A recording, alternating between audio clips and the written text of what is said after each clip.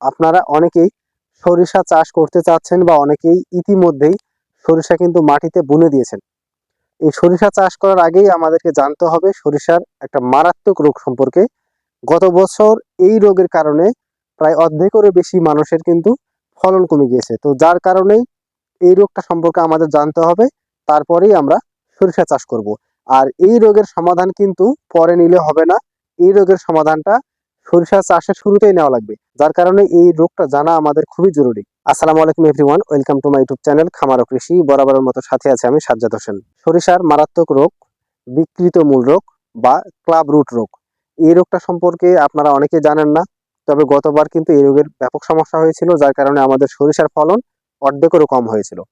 এই জন্যই এই রোগটা সম্পর্কে আমাদের জানতে হবে। এই রোগটা হলে কি হয় বা এই রোগটা কি রকম, সিমটম কিভাবে চিনবো, এই রোগের প্রতিকার কিভাবে নিব, সবকিছু জানাবো আজকের ভিডিওতে। সরিষার শিকড়ে আলুর মতো গোল গোল আকৃতি দেখা যায়, এটাকেই আমরা বলি বিকৃত মূল রোগ বা ক্লাব রুট রোগ। তো এই রোগটা হলে আমরা বুঝবো কিভাবে বা চিনবো কিভাবে? এই ক্লাব রুট রোগের জীবাণু মাটিতে 10 বছর পর্যন্ত থাকতে পারে। এই জন্যই আমাদেরকে এই রোগটা সম্পর্কে সচেতন হওয়া লাগবে। চারা থেকে বড় যে কোনো বয়সের গাছে এই রোগ হতে পারে। পাতা নুয়ে পড়ে এবং রাতে কিছুটা সতেজ হয়ে যায়। মূল এবং মূলরমগুলো স্ফীত হয়ে বিভিন্ন আকারের বিকৃত মূল উৎপন্ন করে। গাছের বৃদ্ধি বন্ধ হয়ে খাটো হয়ে যায়। পাতা হলুদ হয়ে যায় ও নিচের পাতা ঝরে পড়ে। বয়স্ক গাছে এই রোগ হলে গাছ মারা যায় না বটে, তবে মাটি থেকে পানি ও খাদ্য শোষণ ক্ষমতা কমে যায়। মাটি থেকে পানি এবং খাদ্য শোষণ ক্ষমতা যদি কমে যায়, তাহলে অটোমেটিক কিন্তু সরিষার ফলন অনেকটাই কমে যাবে। তো এই জন্য আমাদের এই রোগটার প্রতিকার নিতে হবে। প্রতিকার নিতে হলে কিন্তু আপনাকে এই প্রথমে সরিষার শেষ চাষে বা যখন আপনার সরিষা ফেলবেন, চাষ করবেন, এই সময়টাতে আমাদের প্রতিকার নিতে হবে। তো এই রোগের প্রতিকার কি? যদি সরিষাকে এই রোগ থেকে বাঁচাতে চান, তাহলে অবশ্যই আপনাকে শেষ চাষে দানাদার জাতীয় কীটনাশক ব্যবহার করতে হবে। দানাদার জাতীয় কীটনাশক আমরা কোনগুলো ব্যবহার করব? সবচাইতে ভালো হয় যদি সেমকো কোম্পানির রাঘবি দানা পান। এটার গ্রুপ হচ্ছে কেডুসাফস, ঠিক আছে?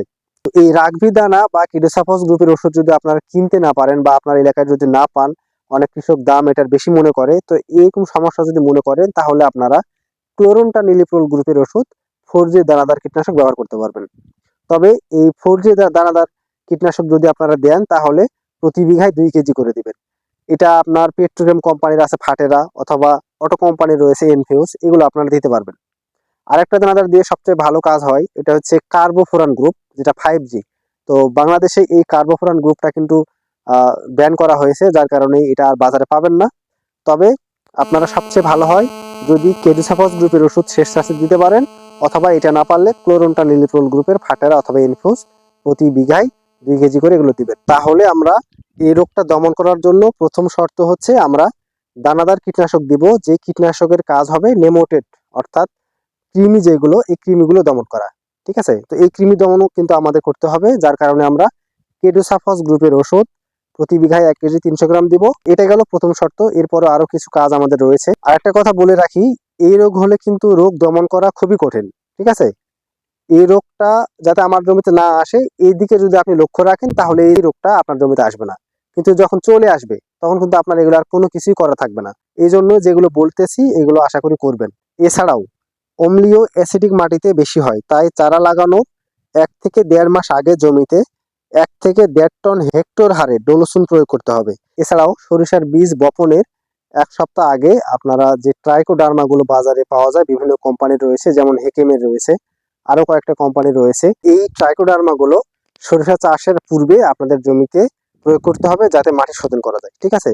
তো এগুলো কিন্তু শর্ত আপনাদেরকে মনে রাখতে হবে। এছাড়াও প্রতি বিঘায় 500 গ্রাম করে আপনাদের সলুবর বোরন এই শেষ চাষে অবশ্যই দিতে হবে। তো এই সব কিছু মিলায়ে কিন্তু আমরা এই সরিষার ক্লাব রুট রোগ বা বিকৃত মূল রোগ দমন করতে পারি। আশা করি আজকের ভিডিওটা আপনাদের অবশ্যই উপকারে আসবে। উপকারে আসলে আমাকে লাইক কমেন্ট করে উৎসাহিত করবেন। সবাই ভালো থাকবেন। আসসালামু আলাইকুম।